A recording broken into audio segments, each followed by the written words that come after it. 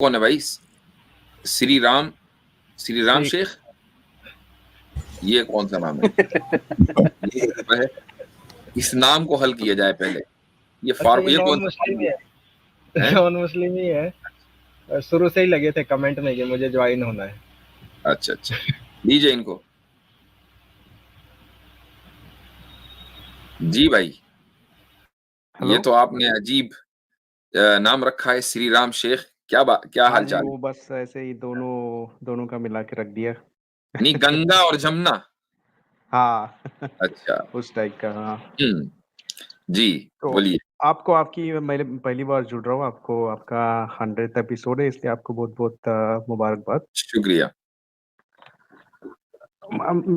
मैं किसी बिलीफ को नहीं मानता हूँ। मैं एथियस्ट भी नहीं बोलता हूँ खुद को। तो okay. I am like completely neutral, I am nowhere. तो मेरे कुछ सवाल थे। नहीं, तो मैं आपने कहा आप किसी बिलीफ को नहीं मानते, यानी आप सनातनी नहीं है, आप मुसलमान नहीं है, आप सिख जैन कुछ नहीं है, और जी नहीं, एथीस्ट कुछ नहीं। है। नहीं। ये कैसे पॉसिबल है? अगर आप इसको किसी कैटेगरी में रखना चाहे तो आपके हिसाब से रख सकते हैं, लेकिन मैं तो नहीं मानता हूँ। नहीं, मेरे हिसाब से तो मैं नहीं रख सकता ना। मैं सामने वाले को कैसे कैटेगराइज करूं? सामने वाला खुद बताएगा ना अपना तारुफ। अब मसलन अगर कोई आदमी आकर ये कहे मुझसे, ये सिर्फ एग्जांपल है, कि ना तो मैं इंसान हूं, ना मैं जानवर हूं, ना मैं फरिश्ता हूं, ना जिन हूं, तो अब हम उससे पूछेंगे भाई ये क्या बात हुई? फिर कुछ ना कुछ तो हो तुम। ये तो पॉसिबल नहीं है। तो आपको ये, यानी ठीक है आपका कोई बिलीफ सिस्टम नहीं है, तो जिसका कोई बिलीफ सिस्टम नहीं होता वो या तो अपने आप को एथिस्ट कह लेता है, एग्नोस्टिक कह लेता है, स्केप्टिक कह लेता है, डीस्ट कह लेता है, बहुत सारी चीजें हैं। आपने ये भी इनकार कर दिया कि मैं एथिस्ट भी नहीं हूं। तो सवाल ये है कि ऊपर वाला जिसको हम खुदा कहते हैं, खुदा है या नहीं है, उस ताल्लुक से आपका क्या नजरिया है? तो अगर आप चाहे तो फिर मुझे एग्नोस्टिक या फिर स्केप्टिक की कैटेगरी में रख सकते हैं। ठीक है, नहीं लेकिन आप, मेरा मैं ऐसे नहीं चाहूँ कि चाहूँ का मतलब नहीं है, आप खुद बताएं कि कौन सी कैटेगरी आपको सूट करती है।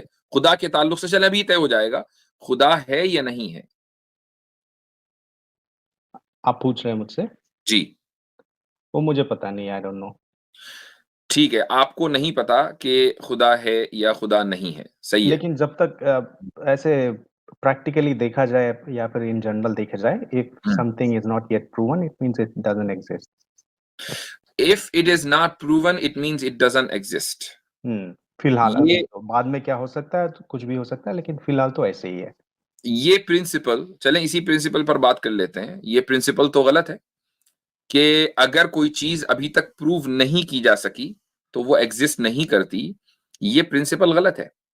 क्या आपको लगता है कि आज से अगर हम 100 साल पहले चले जाएं, 1929 से पहले, एडविन हबल की टेलीस्कोप से पहले, जब ये डिस्कवर नहीं किया गया था कि यूनिवर्स एक्सपैंड कर रहा है, तो आपको क्या लगता है कि उस वक्त यूनिवर्स एक्सपैंड नहीं कर रहा था? हम बोल सकते मतलब हो रहा था, लेकिन लोगों को पता नहीं था, तो लोग तो ये अज्यूम करते थे कि नहीं नहीं, है। लोगों को पता न होना, आपने कहा कि अगर hmm, if it is not proven it means it doesn't exist, तो हाँ। Expansion of the universe was not proven. उस वक्त प्रूवन नहीं था, तो क्या आप कह रहे हैं कि इट डिडंट इवन एग्जिस्ट? नहीं, वो हो रहा था, लेकिन अजम्पशन तो ये था कि ये ऐसे, ये तो मतलब तो नहीं था आप उस असम्पशन को यही तो कहेंगे ना कि लोगों की इग्नोरेंस थी। हाँ, बोल सकते हैं। वैसे साइंस या ठीक, टेक्नोलॉजी उतनी इवॉल्व नहीं हुई थी कि सही। तो थियोरेटिकली या इसको, फिर इक्विपमेंट बिल्कुल इस ठीक है, टाइप से प्रूव बिल्कुल किया ठीक है, जाए। वो टेक्नोलॉजी या साइंस इतनी इवॉल्व नहीं हुई थी, लिहाजा लोगों में इग्नोरेंस थी।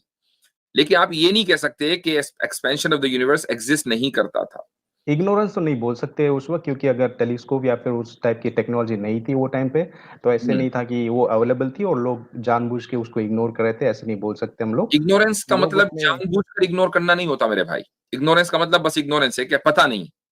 हाँ। जिसको हम, यानी लोगों को पता नहीं था, उसी को आप हम्म इंग्लिश में इग्नोरेंस कहते हैं।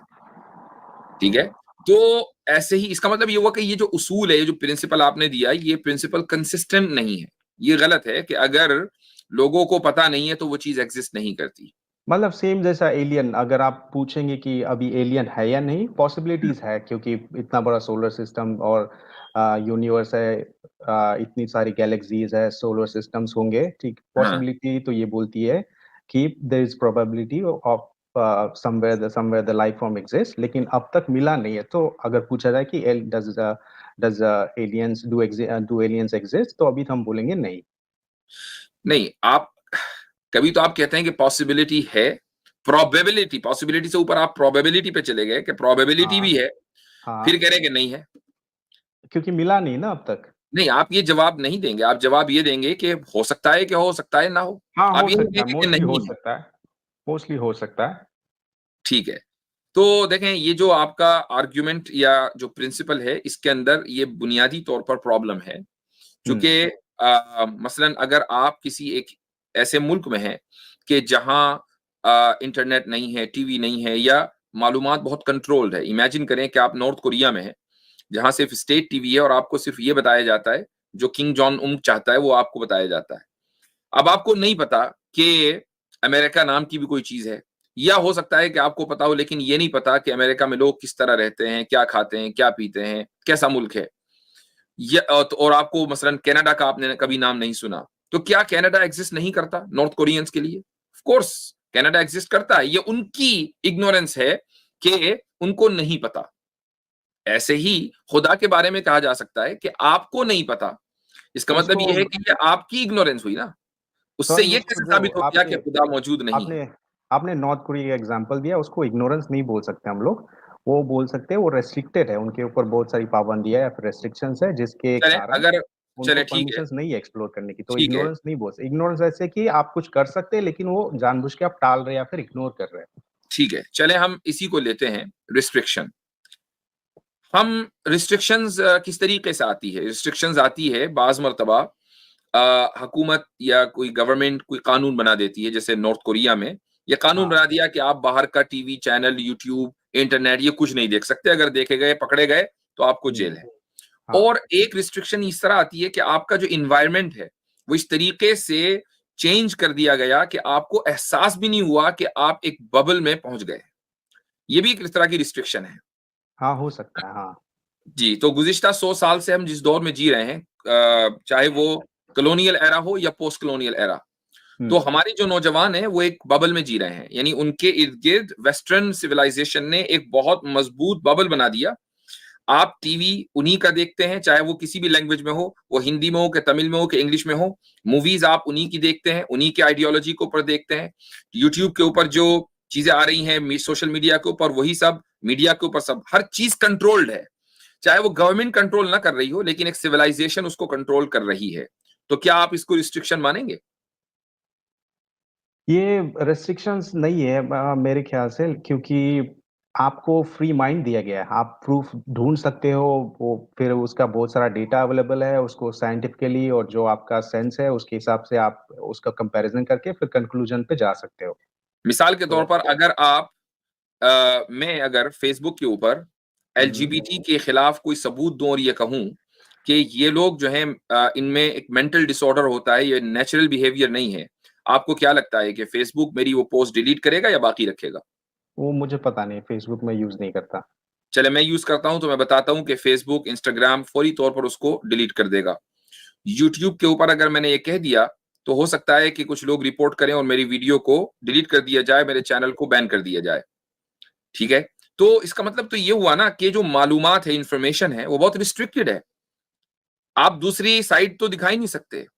आपने कभी सोचा है कि आप दुनिया की किसी भी यूनिवर्सिटी में जाएँ और एवोल्यूशन जो यानी एवोल्यूशन है बायोलॉजिकल, उसके खिलाफ आप ज़रा रिसर्च करके दिखाएँ। क्या आप रिसर्च कर लेंगे डार्विनियन एवोल्यूशन के खिलाफ यूनिवर्सिटी में? हाँ, रिसर्च कर सकते हैं, हाँ। नहीं कर सकते हैं। रिसर्च करके हम लोग पेपर नहीं सबमिट कर कर सकते सकते हैं, हैं, साइंस जर्नल नहीं या कर फिर जो सकते भी है। भाई, आपका प्रपोज़ल ही एक्सेप्ट नहीं होगा। रिसर्च करने का एक पूरा तरीका होता है। क्योंकि मेरे रिसर्च ख्याल करने से जब ये तो थियरी बहुत पहले मैंने स्कूल में ही पढ़ी थी और मैं मुझे पता है, तो ये बहुत पहले प्रपोज की गई थी और इसके अगेंस्ट बहुत मतलब ऑब्वियसली लोगों ने, जो बड़े-बड़े साइंटिस्ट हैं जो हुँ, उन्हीं डार्विन के साथ जो मतलब सहमत नहीं थे, उन्होंने ट्राई किया होगा कि अभी भी करते होंगे, लेकिन वो नहीं हो पाया अब तक। कोई भी नहीं कर हुँ। सकता कर सका। मैं वही कह रहा हूँ कि आपकी जो मालूमात है, वो वही रिस्ट्रिक्टेड इन्फॉर्मेशन है। आपको नहीं पता, जब आप उस रिस्ट्रिक्टेड इन्फॉर्मेशन से निकलेंगे, तो आपको कहीं न कहीं कुछ पीसेस मिल जाएँगे। तो चंद साइंटिस्ट ऐसे ज़रूर हैं, लेकिन ये वो साइंटिस्ट हैं कि जिन्होंने अपने करियर की कोई परवाह नहीं की, उनको फोर्स किया गया, यूनिवर्सिटियों से निकाला गया और उनकी जॉब्स गईं, लेकिन वो अपने उस नजरिए पर खड़े रहे। क्यों? क्योंकि वो डार्विन एंड एवोल्यूशन के खिलाफ बोल रहे थे। माइकल बीही एक बड़ा नाम है, इस ताल्लुक से कभी सर्च करें तो मिल जाएगा। पॉइंट ये है कि जब आप यूनिवर्सिटी में कोई रिसर्च करते हैं तो पीएचडी लेवल के ऊपर जाकर, तो पहले आप अपना टॉपिक मुंतखब करते हैं। टॉपिक तय करने के बाद फिर आप उसका प्रपोजल देते हैं, प्रपोजल पर वो डिफेंड करते हैं। उसके बाद फिर आप रिसर्च करते हैं, फिर वाइवा होता है। तो आप जब टॉपिक आप देंगे ना अपने प्रोफेसर को, और मान लीजिए आपने प्रपोजल दे भी दिया, तो जो आपका डिपार्टमेंट है वो उसको डिफेंस के लिए आगे बढ़ने ही नहीं देगा। ये पूरी दुनिया की यूनिवर्सिटियों का हाल है, अनलेस ये कि कोई बहुत ही कंजर्वेटिव मुल्क हो, ओके, और खालिस मजहबी मुल्क हो, तो बात अलग है। लेकिन अगर आप वेस्ट में आ जाएं तो यहाँ तो पॉसिबल ही नहीं है, आपको फंडिंग ही नहीं होगी। चूंकि यहाँ यूनिवर्सिटियों में पीएचडी लेवल पर फंडिंग होती है गवर्नमेंट की तरफ से, आपको फंडिंग ही नहीं मिलेगी, नहीं, पॉसिबल ही मेरे नहीं। ख्याल से आप मतलब बहुत कुछ एक्सेप्शनल एग्जांपल देख के बोल रहे होंगे, लेकिन मेरे ख्याल से ऐसे नहीं होगा। मैं खुद मेरे इधर भाई, इट्स रहता नॉट हूँ, एक्सेप्शनल। मैं आई इंडिया कैन में गिव यू नहीं रहता हूँ। एग्जांपल्स कि किस तरीके से लेबोरेटरीज के जो फंड्स होते हैं वो बंद हो जाते हैं जब आप उनके जो तौर तरीके, जो मतलब जिनको आप टैबूज बोलते हैं ना, मतलब उस सेंस में, तो वहाँ मिसाल के तौर पे I can give you hundreds of examples की कन्वर्जन थेरेपी, होमोसेक्सुअलिटी के जेनेटिक इशू पे जब लोगों ने आउट ऑफ द बॉक्स जाकर रिसर्च करने की कोशिश की है, they have been cancelled by the scientific academia. क्यों? Because they have political biases. तो ये तो सीधी सी बात है, ये इसमें तो बहुत से रिसर्च पेपर्स मैं आपको दे दूंगा।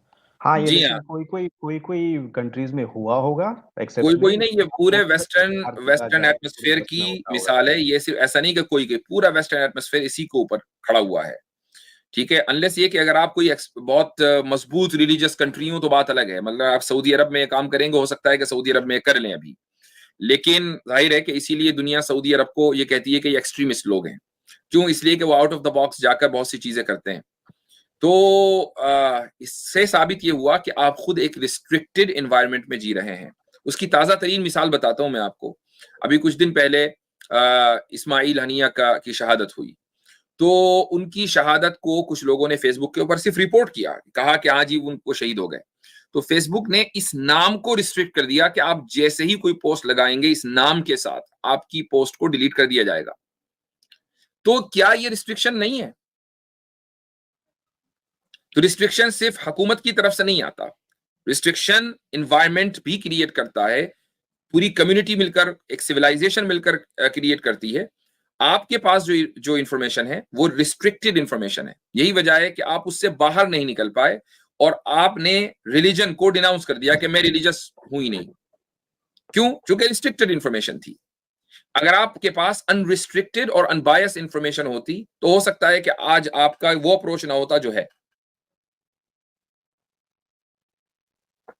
हाँ, आप ये कुछ मतलब ऐसे मैं पर्सनली तो ऐसे सेंस नहीं बन रहा कि एवरीथिंग इज रेस्ट्रिक्टेड। आपको मतलब कुछ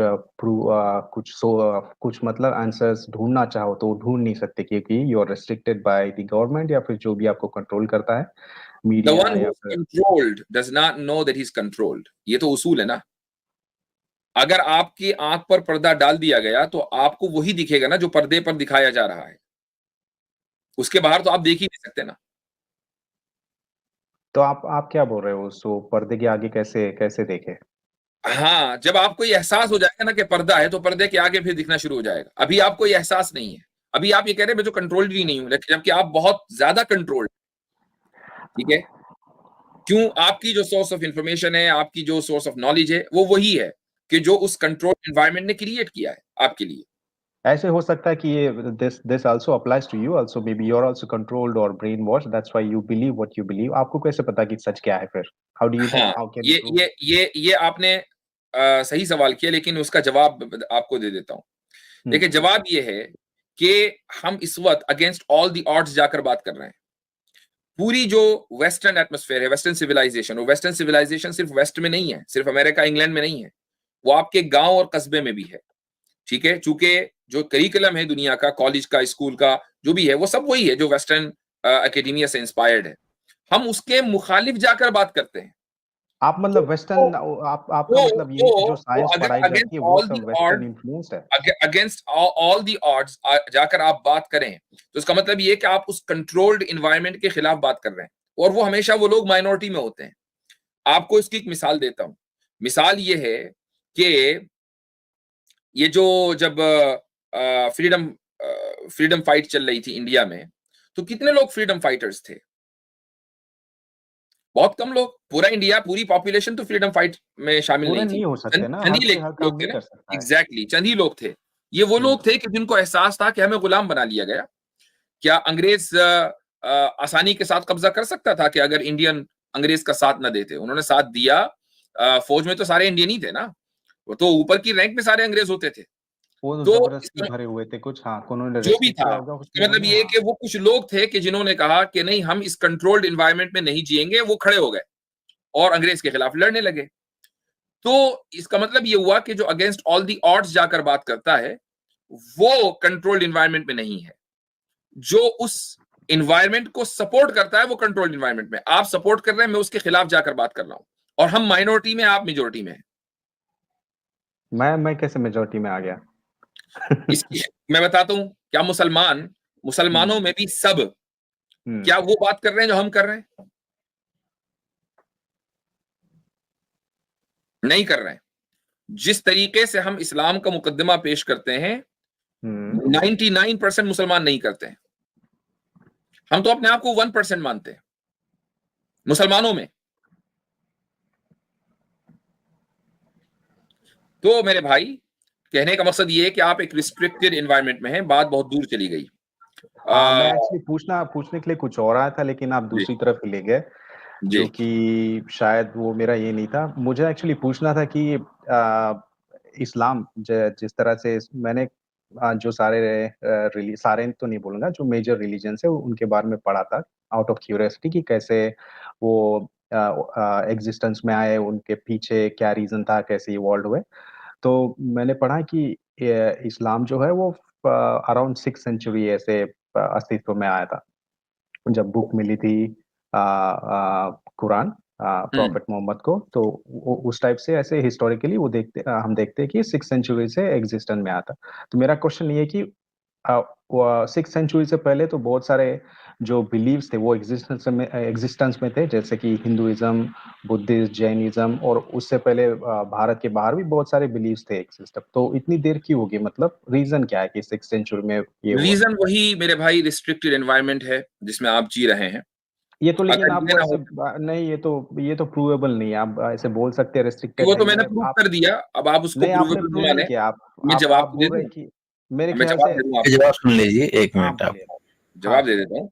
हाँ, देखिए, आपका ये सवाल दरअसल सोशल मीडिया का भी नहीं, सिर्फ व्हाट्सएप का सवाल है, जो आपको व्हाट्सएप से बताया गया कि भाई इस्लाम जो है वो तो 1400 साल पहले आया, जी, मैं व्हाट्सएप 600 यूज नहीं AD। करता हूँ। व्हाट्सएप ही इंफॉर्मेशन के लिए, व्हाट्सएप यूज करना कोई जरूरी नहीं है। तो ये कहना कि इस्लाम 600 AD में आया, ये दलील है इस बात की कि आपकी जो सोर्स ऑफ इंफॉर्मेशन है वो बहुत लिमिटेड एंड रिस्ट्रिक्टेड है। हमने कभी ये नहीं कहा कि इस्लाम 1400 साल पहले आया। हम ये कहते हैं कि शरीयत, और ये अलग बात है कि शरीयत के लिए बाज मर्तबा इस्लाम का लफ्ज कुछ लोग बोल देते हैं, लेकिन असल का मकसद क्या है कि कुरान और शरीयत 1400 साल पहले आई। इस्लाम तो पहले दिन से इस दुनिया में है। जिस दिन हजरत आदम अलैहिस्सलाम इस दुनिया में तशरीफ लाए, इस्लाम साथ में आया। चूंकि इस्लाम के माना क्या है? इस्लाम के माने submission to the will of God. तो आपको क्या लगता है कि मोहम्मद सल्लल्लाहु अलैहि वसल्लम से पहले लोग खुदा की मर्जी के मुताबिक नहीं चला करते थे? हम तो खुद कहते हैं कि मोहम्मद सल्लल्लाहु अलैहि वसल्लम से पहले जो पैगंबर थे, उनमें हजरत ईसा हैं, हजरत मूसा हैं, हजरत इब्राहीम हैं, हजरत इस्माइल हैं, हजरत नूह हैं, और हजरत शीस हैं, और बहुत सारे पैगंबर हैं। ये सारे के सारे खुदा की मर्जी के मुताबिक अपनी जिंदगी गुजार कर गए। सारे के सारे मुसलमान थे, क्योंकि मुसलमान कहते ही उसको हैं जो खुदा की मर्जी के मुताबिक चले। तो हमारा ये दावा कहाँ है कि 1400 साल पहले इस्लाम आया है? ठीक है, आप लेकिन आप ये सब बताएं, ये बाहर वेरीफाइबल नहीं है जो इंडिया में या फिर यूरोप में जाए, स्कैंडिनेविया वगैरह में, तो वहां ओके, पे क्यों नहीं मिलता तो है? वेरीफाई कैसे करते हैं?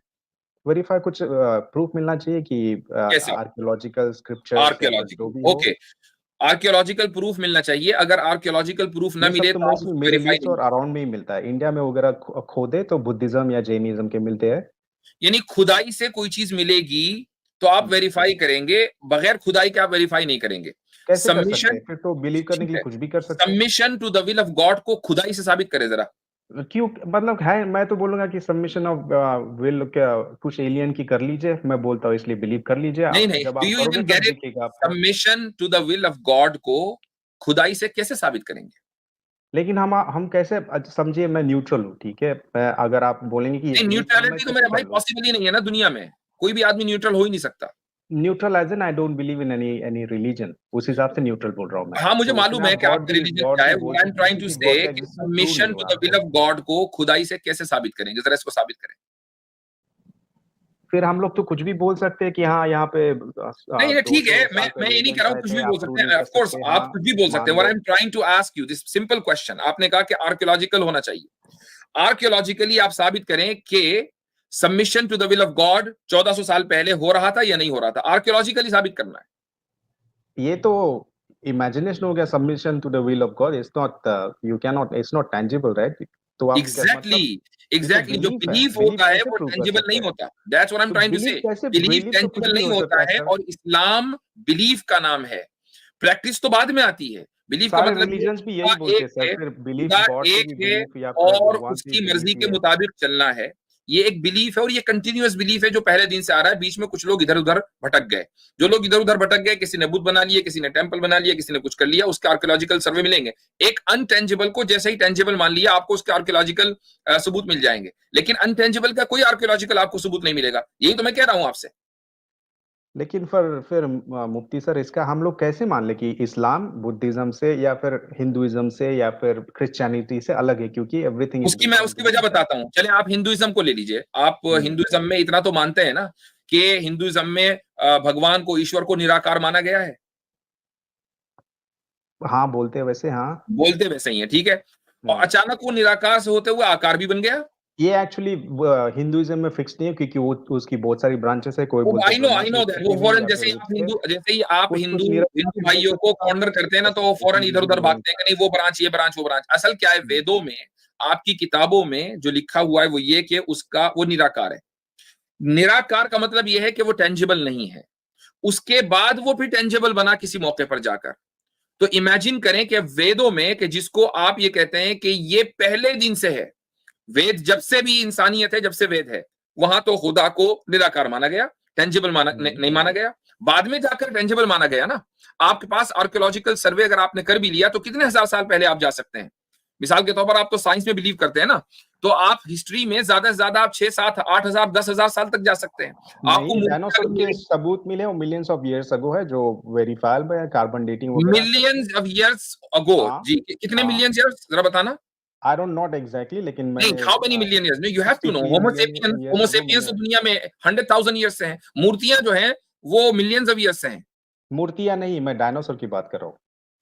ओ भाई, डायनासोर की बात नहीं हो रही है यहाँ पर। डायनासोर जो है वो सिविलाइजेशन नहीं है। मैं इंसानी सिविलाइजेशन की बात कर रहा हूँ कि आर्कियोलॉजिकली आप हिंदुइज्म को कहां तक ले जा सकते हैं, कितने साल तक ले जा सकते मैं हैं, बोलिए हिंदुइज्म की साइड नहीं ले रहा हूँ, मैं उसको भी नहीं मानता हूँ, क्योंकि that is also based on belief. वो बोलते हैं भाई। ना कि पहले बिलीव करो फिर आप जानोगे, आपने वो कहा तो दैट्स कि not a Hinduism, starting point. Jainism, Buddhism को आर्कियोलॉजिकली साबित किया जा सकता है इस्लाम से पहले। कहां तक ले जा सकते हैं आप?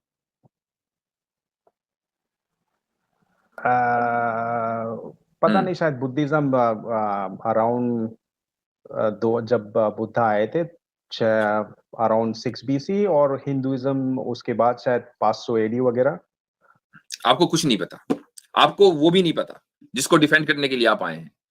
हम मैं डिफेंड करने हिस्ट्री नहीं को आया हूँ, मैं वो मैं वही बता हिंदुइज्म रहा की हूँ कि साइड नहीं ले रहा हिस्ट्री हूँ। में आप मैं ये ज्यादा बोल रहा से हूँ कि ज्यादा जो कौन हिस्ट्री है 10,000 सुने साल सुने तक। अब सुने सॉरी, मैं ये बोल रहा हूँ कि अगर सुन आप ले बोल सुन रहे हैं ले कि अगर बिलीफ, अगर आप बेस ले रहे हैं कि you believe first then you will know, तो मैं बोल रहा हूँ कि जो अदर रिलीजन्स है, they also say the same thing, that you need to believe first then you will know. No, I am not saying you need to believe first. ये मैंने कभी नहीं कहा।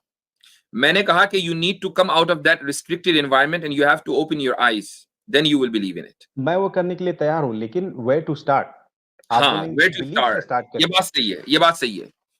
पहला जो पॉइंट है ना जहां से आपको स्टार्ट करना है, वो ये है कि आप रिलीजन के बारे में स्केप्टिकल होने के बजाय साइंस के बारे में स्केप्टिकल हो जाइए। पहला पॉइंट यहां से शुरुआत कर लें। Are you ready for that? Science की बुनियाद ही स्केप्टिसिज्म है। साइंस ही तो क्वेश्चन से स्टार्ट करता है, गिव अस आप आंसर्स, साइंस व्हाई, के बारे हाउ में एंड वेयर। स्केप्टिकल हैं कि नहीं? मैं साइंटिस्ट नहीं हूँ, लेकिन जो साइंस है, नहीं, ये नहीं कहा जो साइंटिस्ट है कि साइंटिस्ट नहीं, लोग हैं, मेरे अल्फाज पे गौर skeptical कीजिए। about everything. क्या वो लोग आप, नहीं बोलते first believe and then something will be proven. हम भी नहीं वो बोलते, पहले हम भी नहीं बोलते हैं, तो आप हमें मिसरिप्रेजेंट ना करें। मैं ये कह रहा हूँ कि साइंस के बारे में आप स्केप्टिकल हैं। हाँ आंसर मिले जो ठीक, लॉजिकल लगे, जो ठीक है, वेरीफाइबल है, then everything is believable or disprovable. ठीक है। आप डार्विनियन एवोल्यूशन के ताल्लुक से स्केप्टिकल हैं? जहां तक एविडेंस मिला है, लेकिन कुछ हो तो कुछ भी सकता है, लेकिन नहीं, हो तो कुछ भी सकता है, वो बताए। अभी तक स्केप्टिकल हैं? डॉकिंस की किताब में लिखा है कि अब तक तो ऐसे है, लेकिन कुछ डॉकिंस भी की हो किताब में सकता है। ठीक है, डॉकिंस ने चूंकि कह दिया, यानी आप ये कह रहे हैं अभी तक एविडेंस की बुनियाद पर मैं स्केप्टिकल नहीं हूं, आगे स्केप्टिकल बन सकता हूं, राइट? हाँ, लेकिन बात ऐसी है आप कि स्केप्टिकल नहीं है मेरे भाई, आप स्केप्टिकल नहीं है, मैं स्केप्टिकल हूँ, लेकिन अगर नहीं है। जितना आपको क्या बड़ा पता कि जो सबूत मिले वो सही भी मिले कि नहीं मिले? नहीं पता आपको। आपको क्या पता कि किसी साइंटिस्ट ने अगर बोला तो सही बोला, हो सकता है झूठ बोल रहा हो। डॉकिंस के लेकिन वेरीफाई कर सकते हैं झूठ बोलता है। हम लोग वेरीफाई कर सकते हैं, या फिर उसके पीछे नहीं मोटिव कर हम लोग सकते देख क्योंकि आप सकते हैं। साइंटिस्ट नहीं है, you can not do it. अस्सलाम वालेकुम हज़रत, क्या हाल है, खैरियत से? अल्हम्दुलिल्लाह। अच्छा श्री राम भाई जी, हज़रत कुछ ऐड करना चाहते? श्री राम भाई, आपने कहा कि डॉकिंस की किताब में लिखा हुआ है इवोल्यूशन प्रूवन थ्योरी है, कहाँ लिखा हुआ है, आप मुझे बता सकते हैं? प्रूवन थ्योरी नहीं, मैं बोल रहा था कि उन्होंने लिखा है कि इट कैन बी डिसप्रूवन, लेकिन उस इट कैन बी टाइप का डिसप्रूवन। सबूत मिलना चाहिए। हाँ, तो देखें, तो अब पक्का नहीं मिला है। आपने देखा, आपने क्या किया कि आपकी जो सोर्स ऑफ इंफॉर्मेशन है ना, वो रिचर्ड डॉकिंस है। मैंने इसीलिए कहा था कि आप एक रिस्ट्रिक्टेड एनवायरनमेंट में जी रहे हैं। नहीं, वो सिर्फ नहीं है, मैं उनका सिर्फ एक कोट बताओ, ऐसे नहीं कि जैसे मैं साबित करता हूँ कि नहीं, सिर्फ वो नहीं है, तो और क्या है? अच्छा, मजेदार बात ये है हज़रत कि Richard Dawkins himself is not a scientist but science journalist है। वो बंदा साइंटिस्ट भी नहीं है। साइंटिस्ट बोल रहा हूँ कि वो साइंटिस्ट है, मैं नहीं बोल रहा हूँ साइंटिस्ट है। भाई आप इतनी देर से साइंटिस्ट के तो रेफरेंसेस दे रहे हैं, फिर आपने रिचर्ड डॉकिंस को कोड क्यों किया अगर वो साइंटिस्ट नहीं है? तो why are you coding a non scientist? That makes sense, वो सेंसिबल है। वो किसी की साइड नहीं ले रहे कि ये करो वो करो, इट्स ऑल। वो तो साइड ले रहे हैं, वो तो एथीस्ट, वो तो डिक्लेयर्ड एथीस्ट है, हमेशा रिलीजन के खिलाफ बोलता है, उसने साइड ले ली।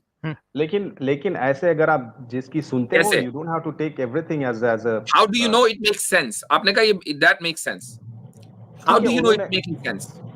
क्योंकि मुझे दिमाग है, मुझ में समझने या फिर तोलने की उसमें शक्ति है, मैं कर सकता हूँ वो दिमाग तो बहुत सारे लोगों के पास है, खाली आप यूनिक इंसान तो नहीं है। Too many others it doesn't make any sense. तो फिर वो उनकी सोच है, फिर मैं कैसे बोल सकता कि ऐसे सोच? तो हम ये भी तो कह सकते हैं कि वो आपकी सोच है। जब हम ये कहते हैं कि वो आपकी रिस्ट्रिक्टेड सोच है, तो आपको बुरा लग जाता है कि नहीं, ये तो रिस्ट्रिक्टेड नहीं है। मुझे बुरा नहीं लग रहा है, मतलब ऐसे ये नहीं हो रहा है कि ठीक है रेस्ट्रिक्टिव सोच के, मुझे समझ में आ रहा है कि कैसे रेस्ट्रिक्टिव। तो आप बोल रहे हैं कि जो कुछ बिलीव वगैरह है, everything is influenced by science. अच्छा चलिए, एक बात बताएं कि आपने एंटी एवोल्यूशन पर कितना लिटरेचर पढ़ा है? एंटी एवोल्यूशन पे नहीं पढ़ा है मैंने, ज्यादा कुछ नहीं पढ़ा ना, तो आपने एक ही साइड, मेरे ख्याल से सारे जो आपने सिक्के का एक ही रुख देखा है मेरे भाई, सिक्के का एक ही रुख, और फिर कह रहे हो कि मैं तो रिस्ट्रिक्टेड नहीं हूं। हमने तो दोनों रुख देखे, हमने दोनों पढ़ा है, हमने इधर भी पढ़ा उधर भी पढ़ा। मैंने डिटेल हमने रिलीजन के हक में भी दलीलें पढ़ी हैं और रिलीजन के खिलाफ भी दलीलें पढ़ी हैं, दोनों पढ़ी हैं। तो हम भी रिस्ट्रिक्टेड नहीं हो सकते। आपने सिर्फ एक साइड देखी है और आप ये कह रहे हैं कि आप रिस्ट्रिक्टेड नहीं है। सुनिए, मैंने डीप में नहीं पढ़ा है, लेकिन जहां तक जैसे श्रीराम साहब, मैं आपको एक काम करते हैं, क्योंकि बात ज्यादा भी होगी और मुझे लग रहा है कि मुफ्ती साहब ने बोला, जैसा कि मुफ्ती साहब ने बोला कि आपका जो थोड़ा सा नॉलेज है ना वो वन साइडेड है। So let me give you a task, I would say, अगर आप बुरा ना माने तो। आपके पास एक नेट पे आप सर्च करेंगे science and homosexuality political bias in modern academia by Lysov VG. ये एक आर्टिकल है, Russian journal of education and psychology में ये पब्लिश किया गया था 2019 में। इसको जब आप एक बार पढ़ लेंगे ना, एंड आप चेक कर सकते हैं क्रॉस रेफरेंसेस जो इसमें दिए गए हैं, you will understand the reality की कितना बायस होता है जो साइंटिफिक रिव्यूज होते हैं, जो पेपर्स होते हैं, जर्नल्स होते हैं, इनमें कितना बायस होता है। एक बार इसको पढ़ें और उसके बाद you will change your perspective, I am sure about that. चलें ठीक है, अगले कॉलर को ले लीजिए, इनसे बात हो गई है।